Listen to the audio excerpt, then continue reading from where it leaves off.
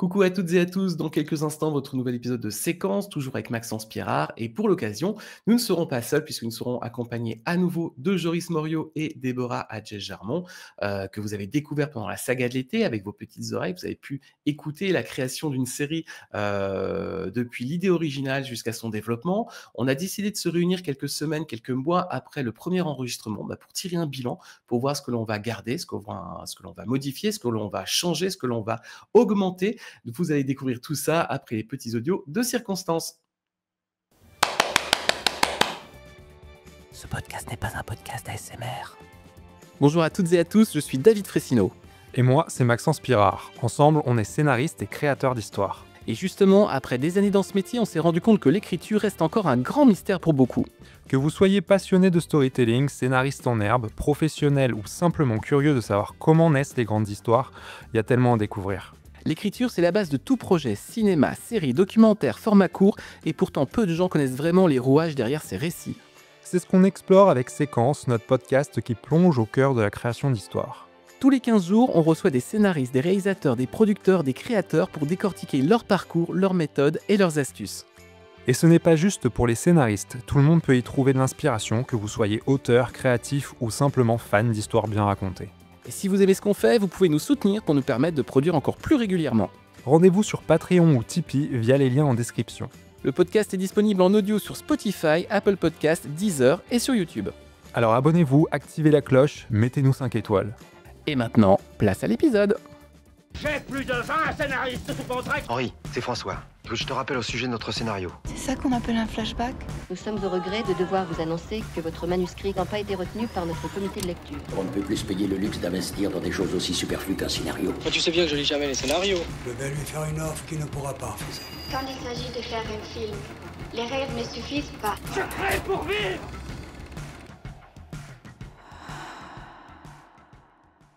Coucou tout le monde, bienvenue pour ce nouvel épisode de Séquence. Alors un épisode qui fait un peu écho à la saga de l'été, que vous avez été nombreux et nombreuses à dévorer. Je suis toujours avec Maxence. Salut Maxence. Bonjour à tous. Et ils sont presque maintenant des habitués du podcast. On les retrouve tel un peu notre deuxième partie du quatuor, tu vois. Donc Joris Morio, salut Joris. Coucou. Ravi de revenir. Bah voilà. Et puis Déborah Adjei-Jarmon. Salut Déborah. Hello, ravi d'être là, l'irréductible petite scénariste. Alors, pourquoi on vous a réunis de nouveau et pourquoi on s'est réunis tous les quatre de nouveau? D'ailleurs, j'en profite pour dire qu'on n'est pas 4, mais on est 5, puisque nous avons notre ingénieur du son, Seb Lacheret, que je salue bien bas, qui m'a fait un joli cadeau en arrivant, donc voilà, merci. On se revoit pourquoi? Parce qu'on avait donc entamé pendant la série de l'été une création de A à Z de série.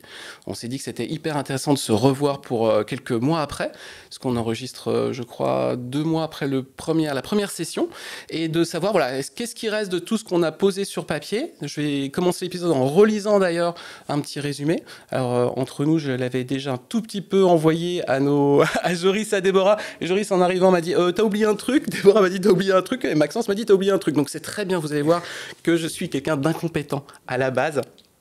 Déjà un petit tour, comment s'est passé votre été?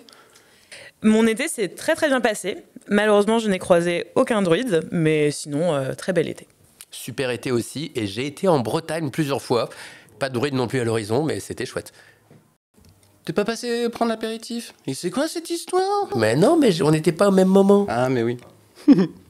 Oui, été avec des hauts et des bas, mais en tout cas, on retourne au travail de plein fouet. Très bien, on va commencer le podcast. Je vais vous proposer de vous refaire une petite relecture de ce qu'on avait posé. Alors j'étais en charge de le poser, donc forcément j'ai oublié des choses. Donc je vais vous relire là où on en est pour le moment. Et puis après, on repart dans ce brainstorm incroyable. Et puis, on espère que vous qui nous écoutez, vous allez retrouver aussi et trouver plein de petits tips d'écriture. J'en profite aussi des retours de pas mal de gens qui nous ont dit que ça avait débloqué certains trucs de leur côté, qu'ils avaient adoré plonger dans la création de A à Z. Donc, on espère que cet épisode sera aussi enrichissant que les autres. Alors, je vais vous lire ça tranquillement et doucement. Alors, le pitch. Dans un village du Finistère, coincé entre landes, falaises et menhirs millénaires, Rosen revient au chevet de son père mourant, avec qui elle a rompu tout lien. Ce qu'elle croit être une simple visite d'adieu vire au cauchemar, lorsque Jean, dans un dernier sursaut, déterre un menhir caché et reprend vie au contact de la pierre. Rosen découvre alors l'héritage qu'elle a toujours refusé, une lignée druidique gardienne d'un réseau de pierres sacrées, capable de transférer la force vitale d'un être à un autre. Mais chaque guérison a un prix, ailleurs, une vie s'éteint. Peu à peu, la vérité ressurgit, 30 ans plus tôt, un drame lié à ce pouvoir avait poussé la communauté à enfuir le secret. Alors que les habitants du village tombent mystérieusement malades et que des rumeurs attirent des foules de touristes avides d'énergie, Rosen est déchirée entre science et croyance. Guidée par Arwen, une druide moderne, et confrontée à Gauthier, le fils spirituel que son père a choisi en son absence, elle doit affronter ses culpabilités, son passé amoureux et le dilemme ultime, sauver son père ou rétablir l'équilibre naturel brisé. Car dans ce combat, ce n'est pas seulement une famille qui se joue, mais l'avenir d'une communauté entière. Détruire la pierre, la protéger ou l'exploiter, chaque choix menace de plonger l'endroit dans le chaos. Je vais vous refaire un petit déroulé des personnages. Rosen, scientifique brillante, éloignée de ses racines bretonnes, elle revient auprès de son père qu'elle juge responsable de la mort de sa mère. Cartésienne mais tourmentée, elle doit affronter un héritage druidique qu'elle refuse de croire réel. Jean, le père de Rosen, druide vieillissant, rongé par la culpabilité d'avoir caché le secret des menhirs, tiraillé entre son désir de vivre et son rôle de gardien, il cherche à se réconcilier avec sa fille avant de disparaître. Arwen, druide contemporaine, mentor et guide, elle incarne la sagesse et la mémoire des rites anciens. Elle pousse Rosen à accepter son héritage et à comprendre que la pierre est un fardeau autant qu'un don. Gauthier, disciple que Jean a formé en l'absence de sa fille, loyal mais jaloux, il voit en Rosen une rivale et menace de basculer du côté obscur de la pierre. Vous avez remarqué, côté obscur de la pierre, il y a un petit jeu de mots. Pas mal. Je vais me faire attaquer, mais c'est pas grave. Swazik, la sœur de Patrick, morte mystérieusement des suites d'un vol d'énergie. Son absence pèse comme une ombre sur l'histoire et nourrit le conflit entre Rosen et la communauté. On a un antagoniste qui était un petit peu identifié, qui était un père endeuillé, convaincu que son enfant est mort à cause du pouvoir des menhirs. Il devient une menace pour Jean et Rosen. Sa quête de vengeance met à nu les conséquences mortelles du secret. On avait toujours cette idée d'un promoteur local, enfant du pays, revenu avec des ambitions financières, découvrant le pouvoir du menhir sur son terrain. Il cherche à l'exploiter, précipitant le chaos dans la communauté. On avait quelques personnages secondaires, le docteur Legal, le médecin du village qui fait des constatations, notamment l'étrange multiplication des cas de fatigue et de maladies inexpliquées. Un cartésien, il devient témoin clé des dérèglements sans accepter l'hypothèse surnaturelle.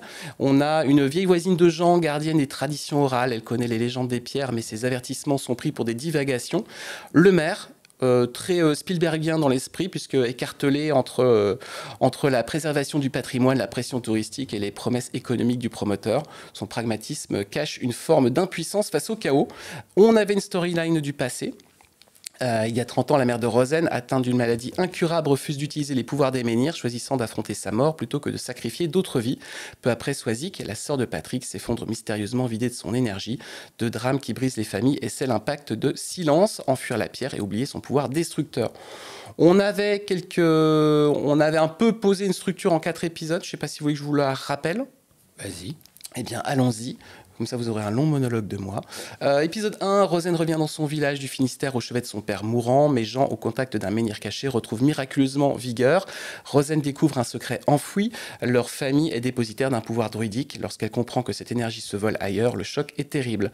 Épisode 2, les habitants tombent mystérieusement malades et le docteur Legal constate des cas inexpliqués. Arwen, une druide contemporaine, guide Rosen vers l'héritage qu'elle refuse, mais Gauthier, le disciple de Jean, voit en elle une rivale et menace l'équilibre fragile. Les rancunes liées à la mort de Swazik ressurgissent.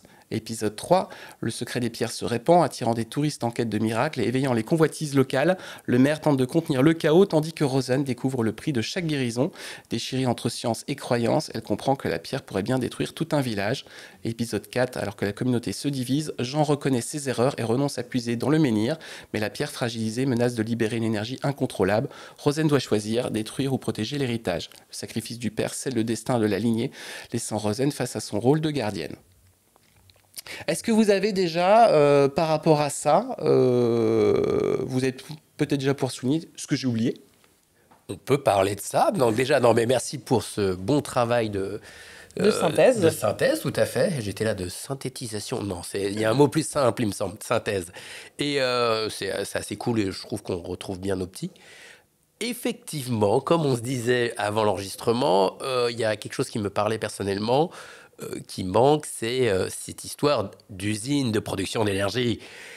Il y a un projet d'usine de production d'énergie, peut-être elle est nouvellement mise en service, peut-être elle est en chantier, en tout cas, quelque chose de nouveau qui crée de l'énergie ou qui va créer de l'énergie, met le bazar dans une arène qui était jusque-là équilibrée.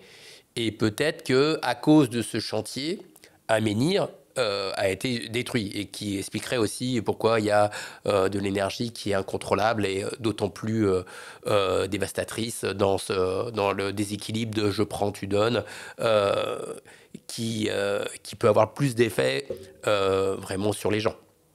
Et le côté inexplicable des gens tombent malades, il y a des problèmes, pourrait déjà s'expliquer par justement ce projet d'implantation d'énergie, d'usine qui produit l'énergie. On sait que pour chaque usine, il y a des bons côtés et des mauvais côtés. Et donc, voilà, les gens pourraient s'organiser contre ça, alors que le problème, en fait, est ailleurs. Mais ça nous donnerait une porte d'entrée pour parler de ça. Je suis d'accord avec Joris. Moi, j'irais plutôt sur l'usine en chantier, en fait, pour qu'il y ait vraiment une sorte de colère qui monte, etc. Je pense que c'est peut-être aussi un peu délicat de se dire que les gens tombent malades. On pense que c'est l'usine, mais en fait, c'est les menhirs. Je pense que ça va porter à confusion. C'est peut-être un peu compliqué comme storyline. Compliqué, je ne sais pas, peut-être. J'ai l'impression que non. Non, parce que... T'as vu ça? Non, mais c'est une fausse piste. C'est-à-dire qu'il y a des impacts dans l'environnement, des études sur l'implantation de l'usine qui sont assez précises. Donc, on sait ce qui va arriver de ce qui n'arrivera pas. Et ça, je pense que les gens qui mènent ces études d'impact sont un peu déconcertés. Ils disent, mais ça, c'est pas prévu. Genre, ça, c'est pas nous. De fait, c'est pas eux. Mais il y a quand même des impacts environnementaux. Oui, totalement. Après, je pense qu'en fait, ça va plus être que l'usine va encore plus déséquilibrer le réseau druidique, en fait. Donc, c'est plus, en fait, ça, je pense, la ligne sur laquelle il faut qu'on reste. Mais après, on peut effectivement traiter en fausse piste ce que tu dis. Je suis d'accord. Moi, il y a un côté aussi où il ne faut pas oublier qu'on est sur une île de base. Donc, il y a ce côté autosuffisance qui vient avec cette usine qui, pour moi, est très important parce qu'on est vraiment dans le développement, en fait, presque d'un continent puisqu'on est entouré d'eau. Mais ouais, donc, je pense que, ouais, aller dans une direction où on a quand même... L'usine devient une grosse menace est intéressant. Donc, ça apporte du déséquilibre, mais ça peut être aussi... une fausse piste en soi. On peut jouer de ce côté, c'est forcément l'usine, mais non, en fait, la source vient d'ailleurs, elle vient des menhirs, et littéralement, il y a ce déséquilibre qui se crée au fur et à mesure. Il y avait un truc, moi, auquel j'avais envie de me rattacher aussi, c'est le lore de la série. C'est-à-dire, effectivement, il y a toute cette histoire autour c'est des alignements, donc quand les alignements de menhirs sont parfaits, tout est bien équilibré. On les a défoncés à l'époque, donc est-ce que c'est les druides qui ont cassé ça ou est-ce que c'est la civilisation qui a cassé ça? Moi, j'aimais bien ça. Et il y avait un truc qui me vient aussi, c'est que ils se sont rendus compte alors, pour l'instant, on est dans le Finistère, mais alors est-ce que on avait parlé aussi du Morbihan, on avait parlé d'une île, est-ce que c'est une île, une presqu'île, tout ça. Mais j'aimais bien aussi, il y avait un point qui peut être un point de retournement de situation, c'est qu'ils ont découvert que les alignements de menhirs, en fait, passaient dans l'eau aussi. Parce qu'à l'époque, en fait, l'eau était plus basse. Dans ce coin-là, et je me dis peut-être que dans cette île, effectivement, en fait, on se soigne avec les pierres sans savoir que sur la côte, il y a un autre village où les gens vont pas bien et se rendent compte qu'en fait la ligne, en fait, comme elle passe sous la flotte, ça peut être un point d'avancée de l'intrigue. Et tu veux que je te parle d'un truc? Vas-y. Ok, cool. Qui n'a aucun rapport. Non, si, qui a un rapport. Merci. Non, je réfléchissais à cette histoire d'usine en me demandant, tiens, mais en fait, c'est quoi concrètement? On avait évoqué vite fait, lors du précédent enregistrement, la biomasse. Effectivement, donc ça prend des ressources de bois, d'eau, donc ça peut être intéressant. Mais il y a aussi une autre piste que je vous propose, d'une usine qui existe simplement à l'état unique, mais qui pourrait être dupliquée en projet, c'est la marée motrice. La marée motrice, il y en a une près de Saint-Malo, sur la Rance, et donc tu fais un barrage mobile et tu utilises la force des marées en gros pour produire l'énergie tout simplement. Mais pour ça, il faut un barrage plus léger que pour les barrages hydroélectriques, mais quand même qui est une espèce de gros pont quoi, et qui qui est typiquement posé sur un estuaire ou pas. Tu peux faire des espèces de bassins clos en mer. Il y a des solutions hybrides. Mais je regardais du côté de Vannes, il y a un bel estuaire où justement on pourrait imaginer qu'on construise un pont et un barrage mobile à cet endroit-là qui va carrément dans la lignée de ce que tu dis. Bah voilà, si la ligne des menhirs passe à l'endroit où le barrage mobile est construit, j'imagine que ça pose des problèmes. Est-ce que le barrage peut céder? Oui. Est-ce que ça va ouvrir les vannes? Alors, est-ce que le barrage peut céder? Non, je dis oui. Oui, dans la fiction, normalement, non. Non, c'est très marrant, mais je prends ça au premier degré. Non, je pense que dans la vraie vie, le barrage ne cède pas. Mais on peut imaginer que dans la fiction, justement, l'impensable arrive. C'est ça, le déséquilibre, en fait, a des incidences sur tout. Et on louche du côté presque de la catastrophe, du film catastrophe, pour montrer qu'en fait, si on ne respecte pas l'équilibre, l'alignement des menhirs, tout part à volo, quoi. Yes. Et donc là, mais pour rejoindre ce que tu disais juste avant, moi j'aime bien le chantier aussi. C'est-à-dire que c'est des longs projets il y a des longues études avant et le chantier aussi, ça met un bail. Et ça pourrait être intéressant effectivement de voir les premières phases de construction de ce barrage, de ce pont-barrage. Et on sait en plus dans les études d'impact que pendant 10 ans, il va y avoir des grosses conséquences sur la biodiversité. Tous les poissons vont se barrer de cet endroit-là pour finalement revenir plus tard, 10 ans après. Tu veux dire qu'ils n'aiment pas admirer l'œuvre humaine de plomb en béton? Ils sont assez timorés là-dessus, on va dire. Mais poissons, coquillages, évidemment. Et donc ça, c'est vrai que ça crée des problèmes, mais qui sont documentés. Et 10 ans après, normalement, ça revient à un certain équilibre. Du coup, ça soulève un truc pour moi, c'est que ça, c'est ce qui se passe dans notre storyline du présent. Yes. Par contre, on a dit que la pierre était déjà déréglée 30 ans avant. Attends, on a dit ça, mais ça, quand je repense à notre histoire, j'avoue que je comprends pas bien ce point. Ouais. En fait, c'est peut-être pas assez organique, je dis n'importe quoi, mais peut-être que si on joue la temporalité passée qui a un lien avec le présent, il faudrait que ce soit hyper organique avec le personnage de Rosanne. Je dis n'importe quoi, mais est-ce que, par exemple, on n'imagine pas qu'à l'époque, la mère de Rosanne était sur le point d'accoucher et qu'elle risquait de mourir en accouchant de Rosanne, et c'est là que le père a voulu utiliser le menhir, et que du coup, en fait, le menhir a sauvé la vie de Rosanne, et c'est pour ça qu'elle porte un truc en plus par rapport à quelqu'un d'autre de la lignée druidique, etc. Elle a reçu de l'énergie en tant que bébé. À la naissance, parce qu'elle était dans le ventre de sa mère qui était sur le point de mourir en couche. Est-ce qu'il n'y aurait pas quelque chose de très organique à en fait lier de façon ultra directe Rosanne au drame du passé il y a une trentaine d'années? Alors, peut-être que c'est une possibilité. Jusqu'alors, notre île, elle est reliée par le continent par cette ligne de menhir qui passe sous l'eau, mais ça, personne ne le sait. Et à cette période-là, en fait, on touchait la pierre, on était soigné, on n'avait pas de soucis, quoi. En fait, on ne cassait pas la vie de quelqu'un d'autre. Par contre, effectivement, on a ce chantier qui arrive avec cette nouvelle station énergétique hyper high-tech, comme tu disais, tu vois, avec l'eau des marées et tout. Là, ils ont défoncé la ligne. Donc, la ligne, elle a été coupée. Et à partir de là, effectivement, c'est là où ça crée un déséquilibre. C'est-à-dire que tu prends à l'un et retiré à l'autre. J'essaie de reformuler pour comprendre ce que tu dis. C'est-à-dire que comme il y avait une ligne de menhir qui était reliée au continent, la perte d'énergie était minime pour les gens du continent. Ou alors, il y avait un équilibre de la nature. Tu vois, le principe des druides, c'était ça. C'était ce qu'on disait sur la première... Mais tu prends l'énergie où, alors, si tu as besoin d'énergie il y a 30 ans? Peut-être que tu la prenais dans la nature, en fait. Tu vois, peut-être que c'était quelque chose de plus... la nature du continent ou la nature si on est sur une île? Ouais. Bah, c'est ce que j'imagine. Si tu me parles d'île... J'ai encore un doute sur le côté île. Ouais, île, presqu'île, un truc en endroit isolé, quoi. Ouais. Ça peut être difficile d'accès. En fait, il faut le jouer à fond si on décide de partir sur une île. Le côté insulaire, est-ce qu'à un moment donné, ils ne sont pas coupés du monde totalement?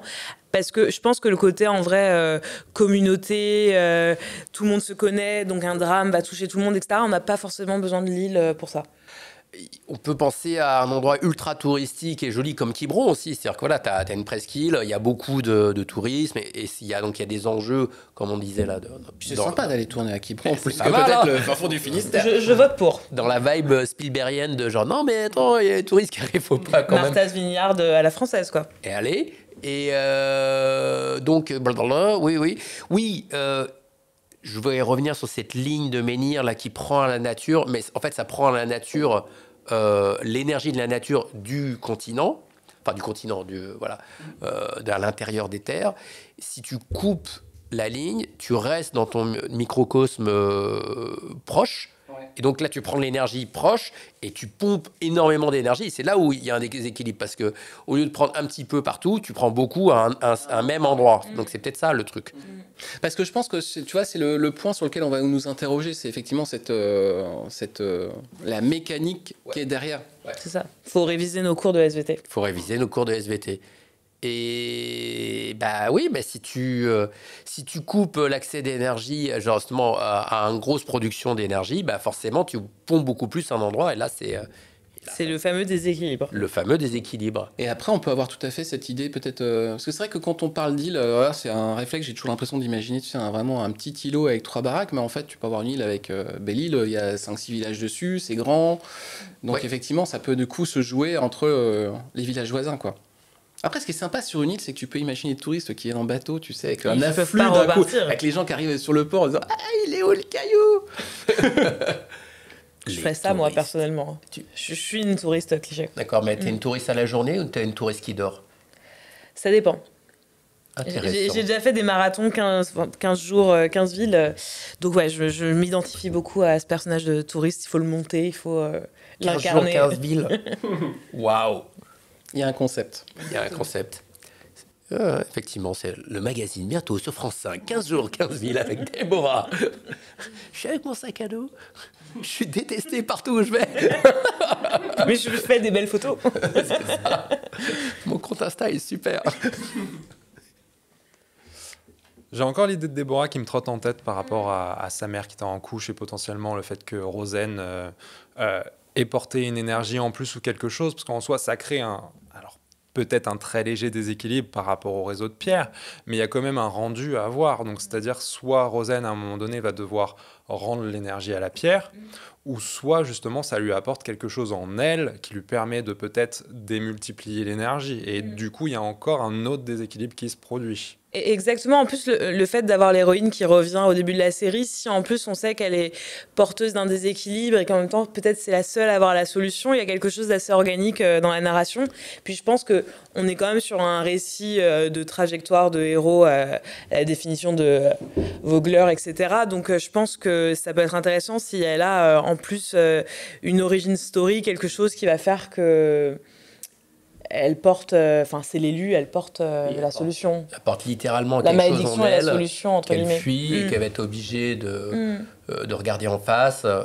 Et en plus, je pense que ça rend le personnage plus complexe parce que peut-être qu'elle porte la culpabilité de ce qui s'est passé avec sa mère. Peut-être qu'en fait, en voulant sauver la mère et l'enfant au moment de l'accouchement, peut-être que seul l'enfant a réussi à être sauvé par la pierre. Peut-être qu'en fait, et du coup, peut-être que la mère est morte et qu'elle a grandi sans mère, qu'elle a été élevée seule par le père. Oui. Peut-être qu'elle a récupéré l'énergie de sa mère Exactement. aussi. Oui, voilà. En fait, il y a deux choses qui me paraissent évidente dans cette idée, c'est le bébé a volé l'énergie de sa mère, donc finalement, si la mère a perdu son énergie et si elle est morte, c'est un peu de sa faute à elle, même si ce n'était qu'un bébé, donc c'est pas de sa faute, mais c'est de sa faute. Et sans la pierre, les deux auraient péri. Oui. Sans doute. Ça, on peut pas savoir. Ça, c'est une théorie. Mais, oui. Mais je veux dire, elle va découvrir un cheminement qui va peut-être la faire se lester d'une partie de la culpabilité quand elle comprendra que de toute façon, en fait, peut-être que sa mère aussi voulait la sauver. Ou moi, je pense que c'est l'explication évidente qu'on lui dit, mais de toute façon... ne culpabilise pas, évidemment que il fallait faire ça parce que sinon vous étiez toutes les deux condamnées, mais la vérité c'est tu peux vivre avec une culpabilité, mais t'es pas coupable. Déjà, c'est intéressant. En tout cas, ça complexifie donc la backstory de l'héroïne. Ça la fait vraiment être tiraillée par des sentiments contraires, et ça complexifie aussi la relation avec son père. Ouais. Et en plus, du coup, ils avaient une relation ultra fusionnelle. Donc, dans le pilote, quand le père manque de périr, etc., il y a quelque chose d'énorme. Alors attends, moi j'ai un truc, c'est que si on considère que le réseau des menhirs, ça fonctionne un peu comme Internet. C'est-à-dire que quand tu fais ta recherche, tu vas chercher de la data, de l'énergie un peu partout. 30 ans avant, ça commence à être une urbanisation intensive, donc la ligne commence, les lignes commencent à être cassées, les gens démontent des trucs, on fout des routes, ça commence à déséquilibrer. C'est peut-être ça que la mère de Rosen, enceinte, a dit, là on a un problème et je vais pas bien et je meurs et est-ce que et peut-être en dernière conséquence, dernière décision, elle pose ses mains sur la pierre, mais elle est très contre ça. Et du coup, le barrage 30 ans après vient remettre encore un coup d'épée, puisque là, cette fois-ci, ça isole l'île du phénomène. Et c'est là où, en fait, ça vient puiser dans les uns et les autres. Il y avait un problème qui s'est aggravé, donc c'est ça. Ouais. C'est-à-dire qu'il y a 30 ans, l'urbanisation vient casser des lignes. Et donc, du coup, effectivement, quand on peut se dire que cette ligne hydraulique dit attention, là, il ne faut plus faire ce qu'on faisait avant parce que ça devient très compliqué et on va les prendre que sur un petit réseau d'énergie. Tu vois, toujours ce système de centrale.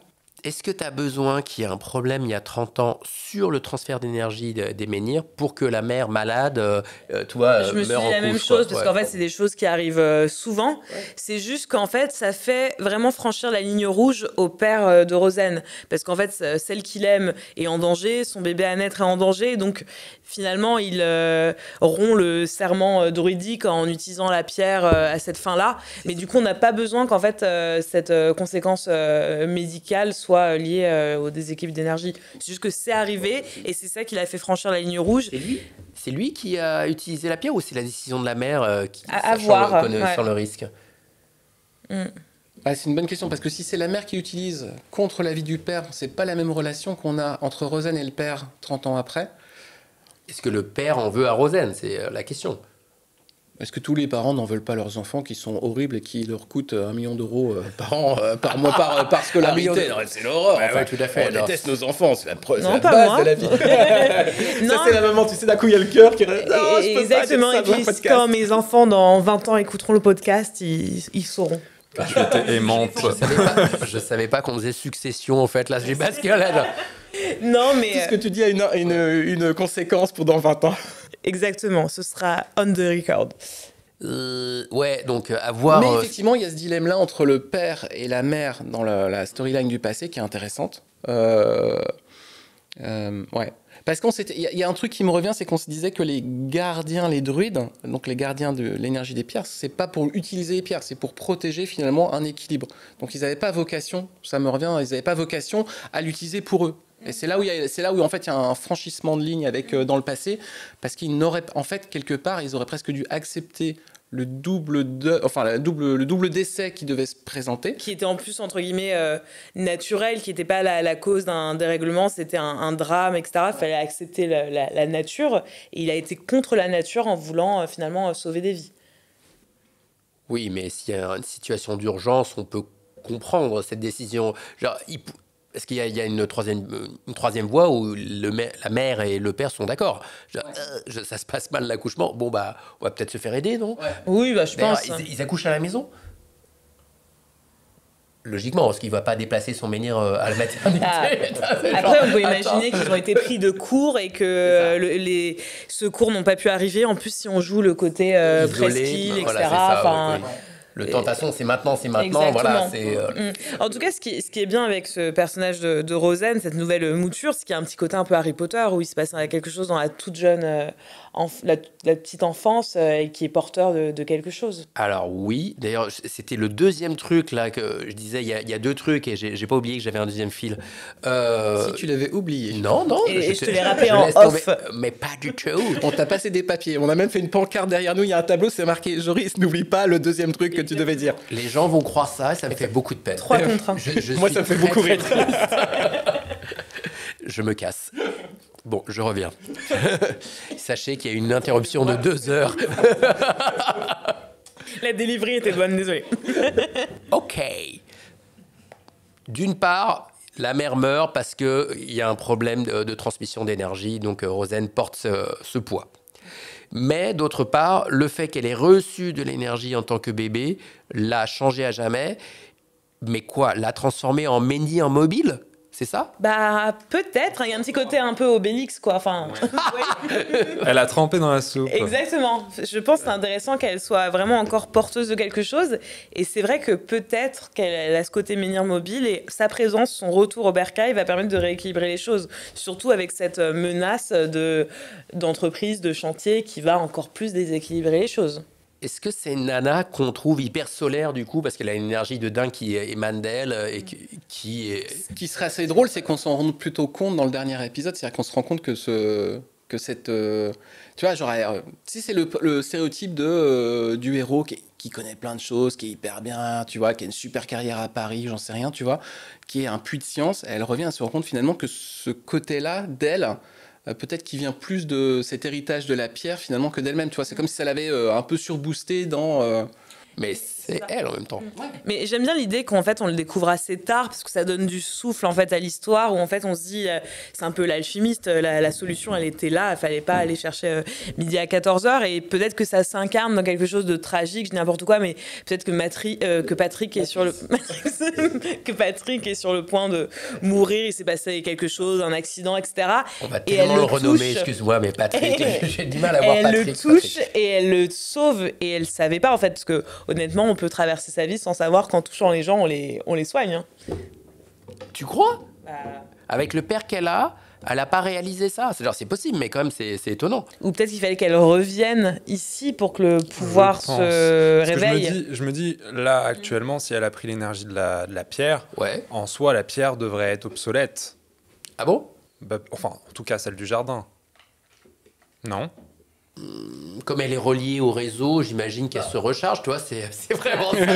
C'est la prise de ton téléphone. Non, mais en tout cas, ça paraît logique qu'en fait, elle était porteuse de ça en elle, mais qu'il fallait qu'elle revienne au bercail pour que tout s'aligne. Le fait qu'elle soit là, ça remet peut-être le réseau raccord. C'est le réseau qui doit s'aligner ou sa vie qui est déséquilibrée jusque-là, qui est hyper chaotique malgré ce surplus d'énergie qu'elle ressent, qui fait qu'elle n'arrive pas à se stabiliser. Après, pour filer à la métaphore Harry Potter aussi, il faut peut-être qu'elle canalise son don, qu'elle apprenne à l'utiliser pour qu'il puisse se réveiller, en fait. C'est peut-être ça aussi, parce qu'on a toute la trajectoire avec Arwen, etc. Donc c'est peut-être ça aussi. Le don est endormi. Parce que ce qui était sympa à la fin, c'est de se dire qu'en fait, c'est quelqu'un qui a fait des études brillantes et compagnie, et finalement, elle accepte, elle aussi, de rentrer dans la lignée druidique, et finalement, de continuer le prolongement de l'héritage familial, d'être un peu la gardienne des pierres, en fait. Puis science et croyance. Et pour peut-être aller encore plus loin, on peut imaginer que comme sa mère est morte en couche, peut-être qu'elle a eu la vocation d'être médecin pour sauver des gens. Et peut-être qu'en fait, quelques jours ou quelques heures avant de rentrer au bercail et de retrouver son père, peut-être qu'elle a été aussi finalement dévastée par quelqu'un, un patient qu'elle n'a pas pu sauver, etc. en fait. On peut jouer aussi la femme brisée. Et là, à la fin de la saison, elle a réussi à réveiller son don, à le canaliser, etc. Et elle va enfin pouvoir réparer, sauver quelqu'un. Il y a une sorte de parallèle. Ça, c'est une bonne question que tu soulèves parce que ils vont pas pouvoir démonter la centrale qui a déjà défoncé les menhirs. Je les vois pas, tu vois, remettre des petits menhirs à l'endroit en se disant bon là, comme ça relie. Donc il y a aussi cette question, c'est qu'est-ce qu'elle devient cette ligne à la fin en fait. Et me revient aussi cet esprit d'ambiance un peu Stephen King que tu disais, c'est-à-dire c'est toujours, je pense que c'est vraiment là, c'est vraiment de vraiment peaufiner le lore de la série. Alors justement, j'y pensais en t'écoutant faire le récap.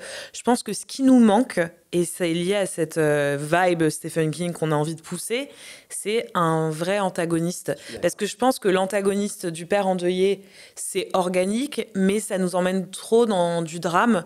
Il faudrait un antagoniste plus fort, plus dangereux, plus lié à ce lore, à cette mythologie, etc., pour tout de suite donner une vibe plus à Stephen King.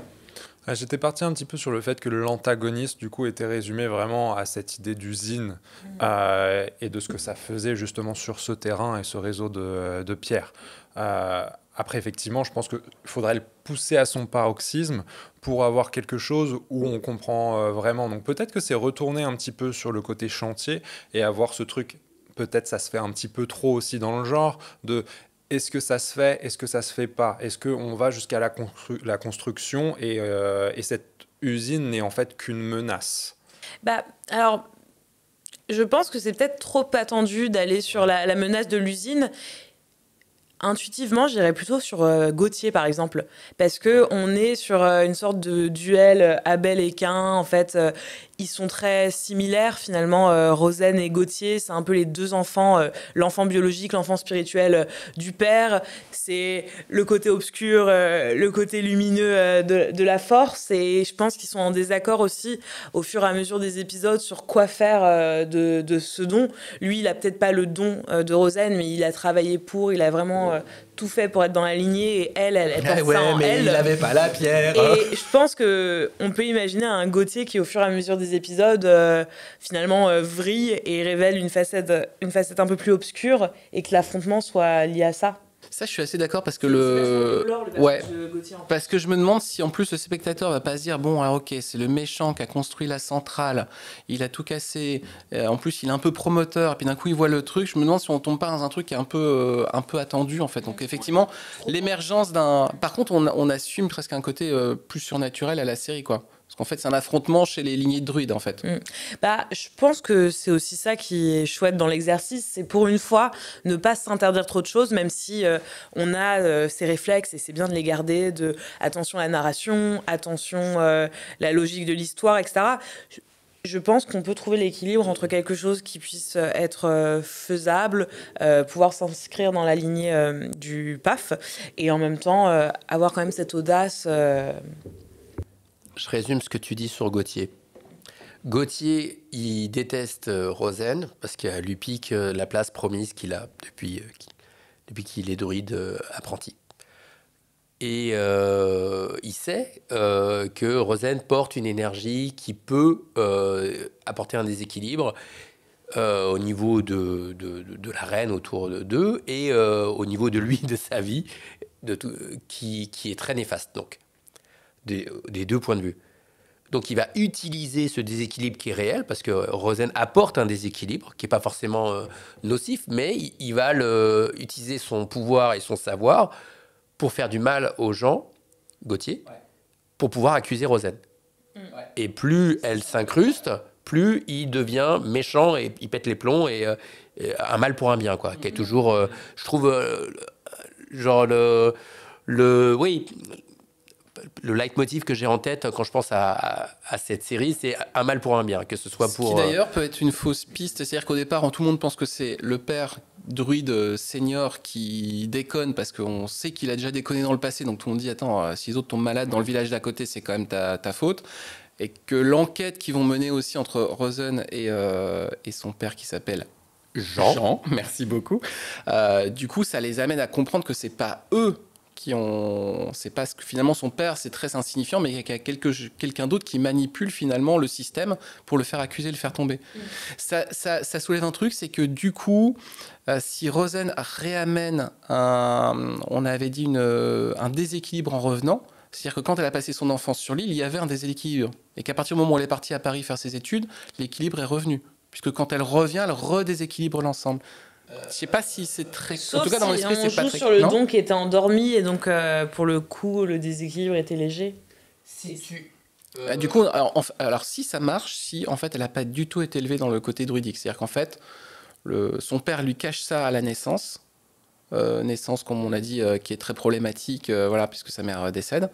Dans ces cas-là, elle, en fait, quand elle découvre que son père est druide, elle tombe des nues, quoi. Elle se dit, en plus, t'es un grand malade. Moi, je suis une biologiste, j'ai fait des études. Il lui aurait caché. Là, je pense. Pourquoi ? Je trouve que c'est toujours plus intéressant quand l'activation d'un héros, c'est dans le pilote, parce qu'on découvre au même niveau que le personnage ce qui se passe. Et puis je trouve que du coup ça fait une relation plus complexe, le père qui lui cache des choses, peut-être aussi pour son bien, parce que peut-être qu'aussi il s'en veut d'avoir utilisé la pierre, il se dit ça se trouve en fait on aurait pu sauver les deux, et la pierre a déséquilibré les choses, donc je pense que c'est aussi une façon de la protéger et de cacher sa potentielle faute. Mais en vous écoutant, ce que je me dis, peut-être que c'est trop radical, est-ce qu'on a besoin du personnage d'Arwen ? Parce que j'ai l'impression que le personnage d'Arwen, un peu de mentor, fait doublon avec le personnage de Jean.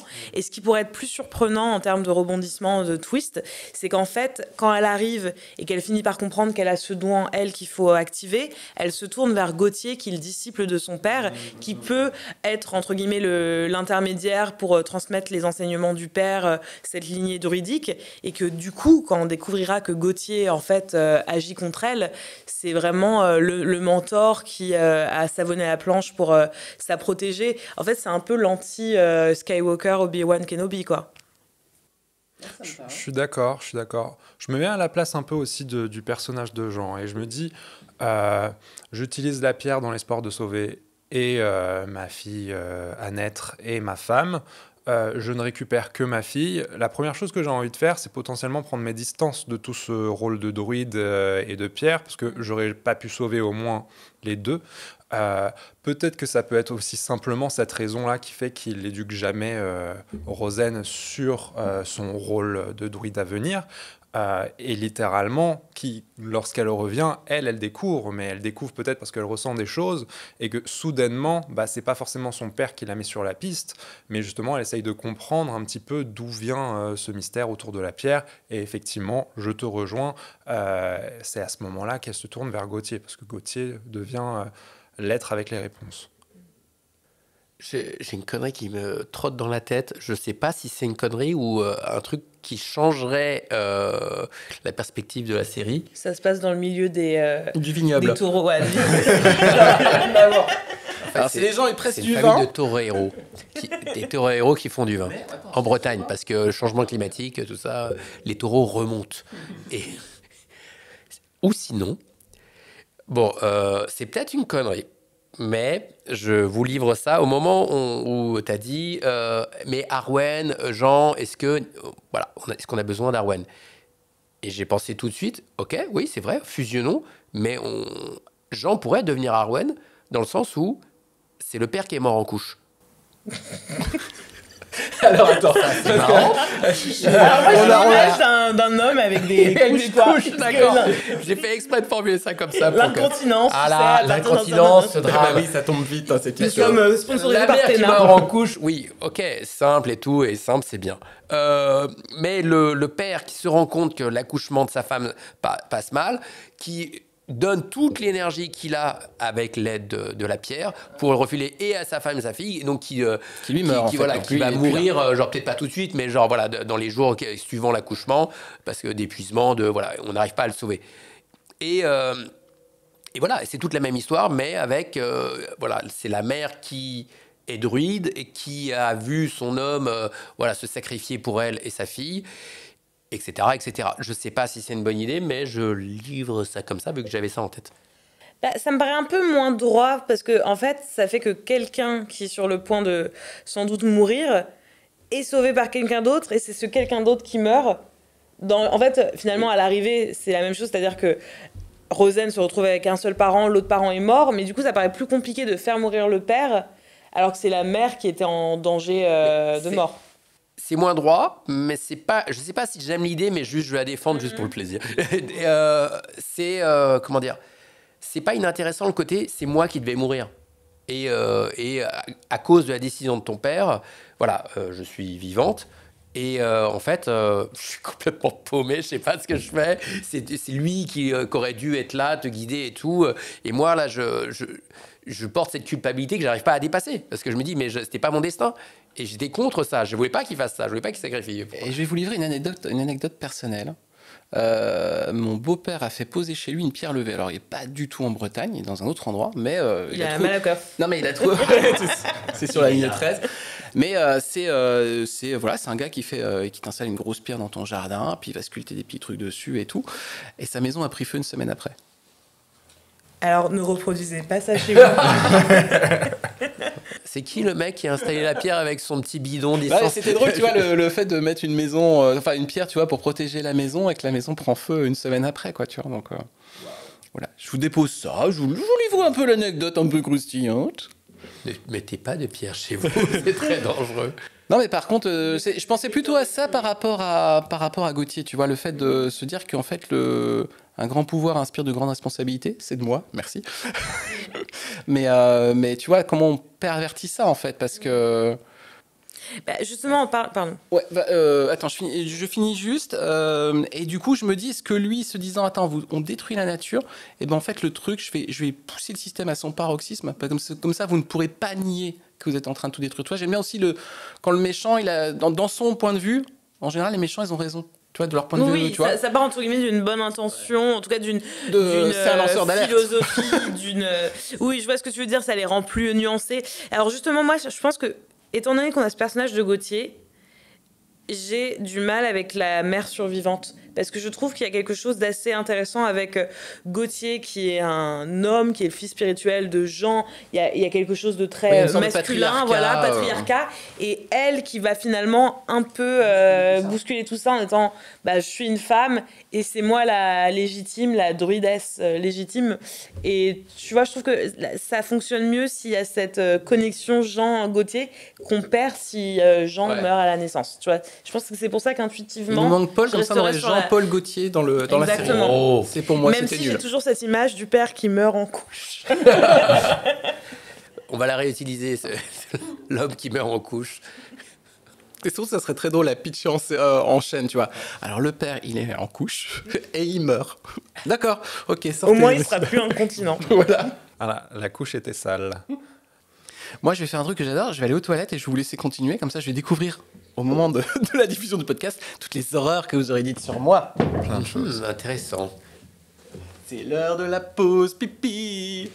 D'ailleurs, dans le premier podcast, il y avait une petite parenthèse, genre une histoire qui avait été créée sur le vif quand il y avait une pause pipi, mais qui a été coupée au montage, je crois. Et c'est une histoire qui a depuis été achetée par Steven Spielberg. Exactement. Ouais. Alors que, tiens, j'ai entendu un bruit dans la grange. Ta, ta, ta. Je vais y aller. Refais, écoute. Refais. Ok, j'écoute avec le casque. Ouh! Ça crée effectivement, ça crée effectivement un bruit qui résonne dans toute la pièce que je ne suspectais pas. Ne reproduisez pas ça chez vous. Ne mettez pas de pierre levée dans votre grange. C'était peut-être une pierre à briquet, finalement. Une pierre à briquet, effectivement. Gauthier, l'ami Gauthier qui est contre ce qui est en train de se passer. Il est lanceur d'alerte. Il est lanceur d'alerte contre Rosen, contre l'usine ou les deux. Moi, je pense qu'il faut plutôt axer ça contre Rosen. Ouais. Je pense qu'il en veut directement à elle, parce qu'elle est vraiment le résultat de ce que lui, il n'a pas. Oui, c'est la grande histoire. En fait, l'usine, c'est un peu l'arbre qui cache la forêt. C'est le décor, le contexte.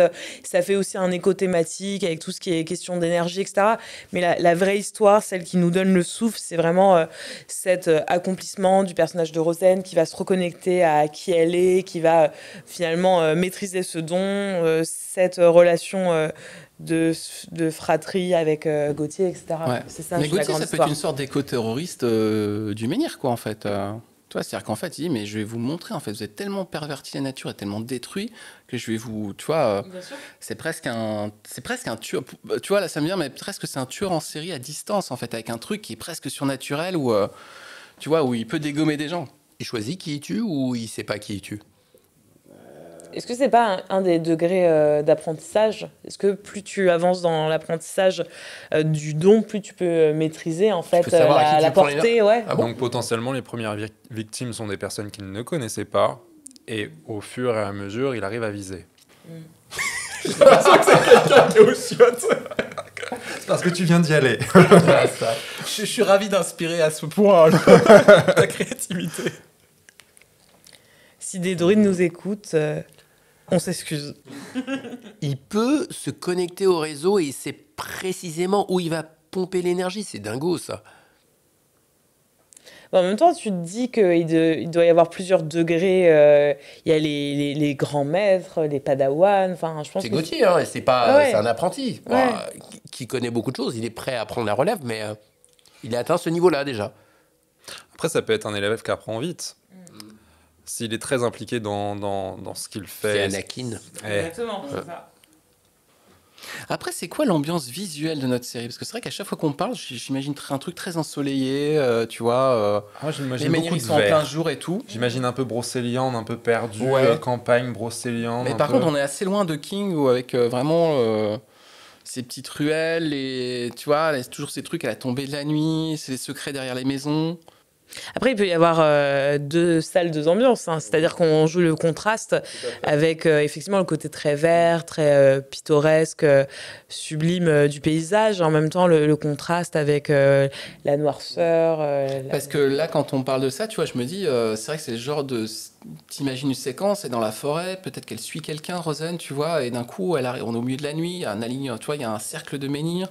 Là, tu as des druides, tu vois, avec des torches, tu vois, il y a du vent, il y a de la bruine, tu vois, et d'un coup, elle se rend compte, elle observe ça de loin, et puis d'un coup, elle repère effectivement peut-être le visage de Gauthier, peut-être la voisine, peut-être qu'ils sont tout un cercle, en fait, tu vois, toi, très mystérieux, tu vois. Ouais. C'est-à-dire que la journée, c'est un peu c'est Quiberon, et la nuit, c'est Stephen King avec des cailloux, quoi. Ouais. Ok, faut voir. Je suis pollué par... les couches. Non, pas par les couches, par... merde, comment ça s'appelle le réalisateur? Il y a Shaun of the Dead et il y a la suite là, de celui qui arrive dans ce petit village parfait. Sam Raimi. Non, c'est de Edgar Wright. Edgar Wright, de pardon, Cornetto. c'est pas Evil Dead, ouais. Edgar Wright, C'est le deuxième film de Cornetto, oui, c'est... quand il arrive dans ce... Oui. Dernier pub avant la fin du monde. Non, c'est avant justement, entre les deux. Et merde, Hot Fuzz. Hot Fuzz. Merci. Bravo, quelle mémoire. Et dans Hot Fuzz, il y a ça, ils sont avec des capuches, là, et je vois ce côté parodique, là, de folklorique, et je me dis, c'est touchy, hein, on se réunit en capuche. D'autant plus qu'ils l'ont fait volontairement touchy, donc c'est hyper dur. C'est vrai que maintenant que tu me le dis, ça y est, je peux plus m'enlever des gens à capuche. aussi, Et après, il y a ce côté société secrète, il était dans le pacte des loups aussi, tu vois, où les notables se réunissaient la nuit, pareil, avec des grandes capuches rouges. Je pense qu'il faut y aller à fond, en fait. Je pense que le côté folklorique, le lore, etc., faut y aller. C'est ce qui est attendu aussi quand on explore ce genre de sujet. Alors, oui. Et je pense qu'il faut trouver une modernité là-dedans pour pas justement avoir le côté, justement, on se réunit avec des grandes capuches. C'est là, je trouve que le contraste, il est justement très intéressant d'avoir ce truc. On a l'usine qui se construit, donc on est vraiment sur quelque chose de très industriel.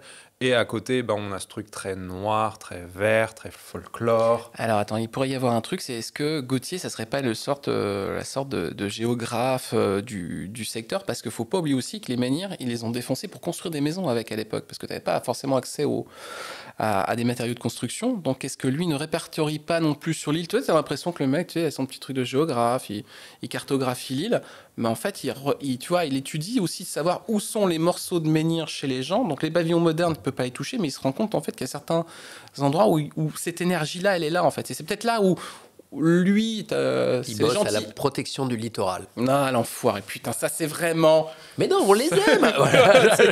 Ah oui.